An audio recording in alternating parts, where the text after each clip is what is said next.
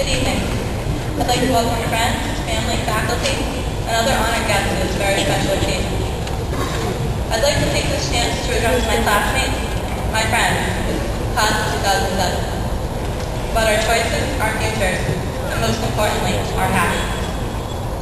Coming up here to speak to you today, I can only remember one other time I faced such pressure and attention from such a large group of people. That one time, though a vastly different setting from today, was the state championship softball game last spring. As many of you know, our softball team won the state title last June in spectacular underdog fashion. I was lucky enough to be the pitcher of that team.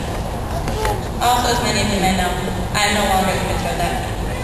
This spring was the first time in almost 10 years that I didn't run up to the field and start throwing as soon as the weather broke.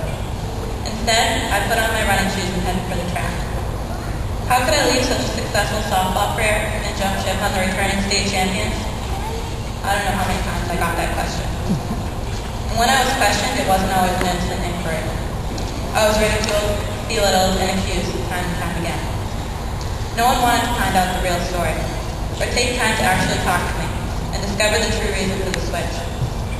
The local sports reporters even called my housework to the inside scoop. They wrote their stories, some more true than others, but it was the same. Everyone just heard what they wanted to hear. Very few people supported my decision. I was questioned from every direction, with only a select few friends and family members truly understanding my position. But I had made a decision and was sticking to it, and I took the insult while trying to stay strong. It wasn't easy. It would have been a lot easier to just go with the flow. To do what was expected instead of what it was best for myself. Unfortunately, my best interest conflicted with society's expectations. My heart wasn't in softball pitching anymore, and I was completely devoted to track.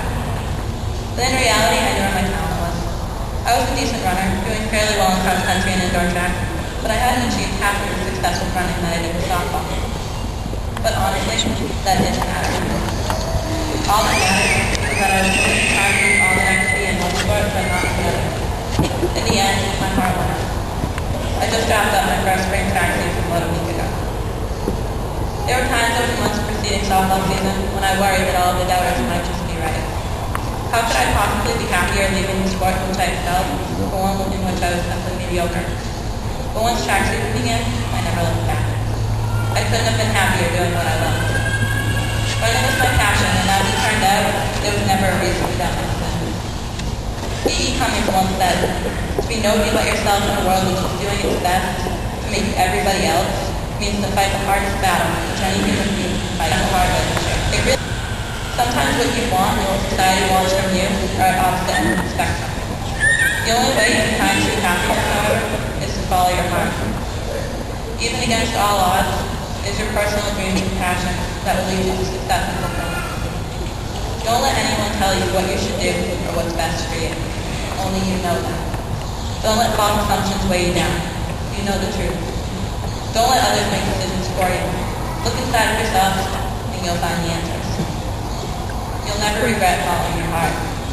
This spring we all made final decisions on where the coming year is going to take us, be it college, work, or even the military. We faced many opposing influences.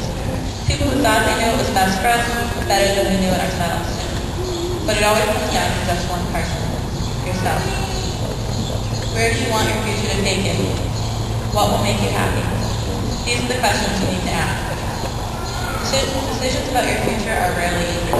And in the coming years, we're going to be making a lot of them. But no matter what, always remember to be true to yourself and don't let anyone else control your happiness.